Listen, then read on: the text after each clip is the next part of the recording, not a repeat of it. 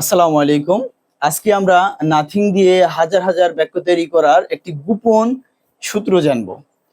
Nothing অর্থ আগে আমরা জানি, নাথিং অর্থ কিছুই না বা কিছুই নাই, মানে শূন্য। যেখানে শূন্য সেখানে আমরা বলি নাথিং। নাথিং দিয়ে আমরা সারাদিন অনেক বাক্য বলি, যেমন আমার কিছু আমরা বলি যে আমার কিছু করার নাই, আচ্ছা আমার কিছু বলার নাই, আমার কিছু দেখার নাই, আমার কিছুই নেই। সেই অর্থে আমরা কি নাথিং ব্যবহার করি। যদি বলি আমার কিছু খাওয়ার নেই বা নাথিং, নাথিং টু ইট, কিছু খাওয়ার নেই, নাথিং টু সে, কিছু বলার নেই, নাথিং টু টেক, কিছু নেওয়ার নেই, নাথিং টু বাই, কিছু কেনার নেই। এ ধরনের কথা আমরা বলি। অর্থাৎ নাথিং এর সাথে আপনি একটা ভার্ব যোগ করবেন, কাজ ক্রিয়াপদ যোগ করবেন, তাহলে সেটা অর্থ দাঁড়াবে যে ভার্বটা দিবেন সে অর্থটা হবে নাথিং, এইটা আমার নাই। যদি আপনি বলেন যে আমার বিক্রি করার কিছু নেই, তাহলে কি হবে? নাথিং টু সেল, বিক্রি করার কিছু নেই। এখন যেহেতু আমি বলেছি যে শুধু নাথিং দিয়েই আমরা হাজার হাজার বাক্য তৈরি করার একটি গোপন সূত্র জানবো।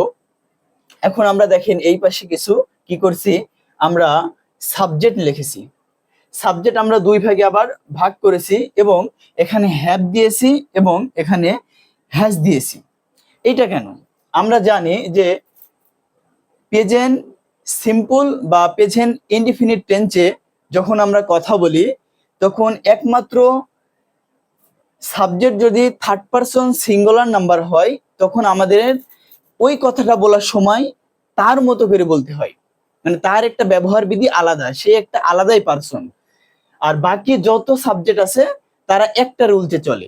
শুধুমাত্র প্রেজেন্ট ইনডিফিনিট টেন্সে সাবজেক্ট যদি থার্ড পারসন সিঙ্গুলার নাম্বার হয় তখন তার একটা রুলস বা তার একটা নিয়ম মাফিক সে চলে। যেমন এখানে দেখেন I I have nothing to eat, আমার কিছু খাওয়ার নেই। I have nothing to say, আমার কিছু বলার নেই। I have nothing to take, আমার কিছু নেওয়ার নেই। I have nothing to sell, আমার কিছু বিক্রি করার নাই। I have nothing to buy, আমার কিছু কেনার নেই। এইভাবে যদি আমি শুধু একটা সাবজেক্ট নেই, এই সাবজেক্টের সাথে যদি এই পাশে আমি 100টা ভার্ব নেই তাহলে আমার 100টা কি হবে? সেন্টেন্স হবে। এরপরে আমি যদি এখান থেকে আরেকটা কি নেই, আরেকটা সাবজেক্ট নেই, তারপরে যদি আমি এখান থেকে আবারও 100টা ভার্ব যদি চর্চা করি তাহলে কি হবে? আমার আরো 100টা সেন্টেন্স তৈরি করতে পারবো। তাহলে আমি কি হাজার হাজার বাক্য তৈরি করতে পারবো না এটা দিয়ে? অবশ্যই পারবো।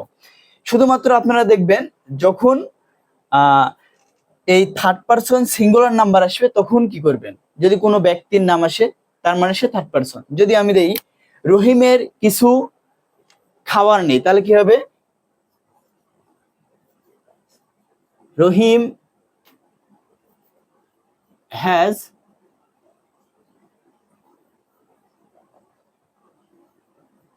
নাথিং টু,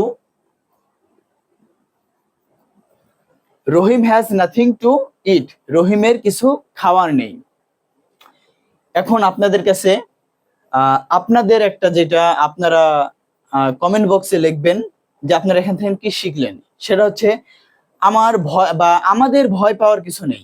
এইটা আপনারা লিখবেন যে আমাদের ভয় পাওয়ার কিছু নাই, এবং বলবেন আমাদের করার কিছু নেই।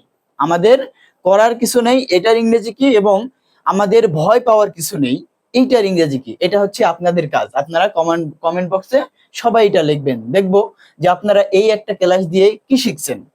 আমার কোনো কিছু নাই, মানে কোনো কিছু নাই, তাদের কোনো কিছু নাই, এই অর্থে আমরা কি করি? নাথিং ব্যবহার করি। নাথিং এর সাথে যেইটা নাই সেটা আমরা যুক্ত করব, তাহলে আমাদের সেটা নাই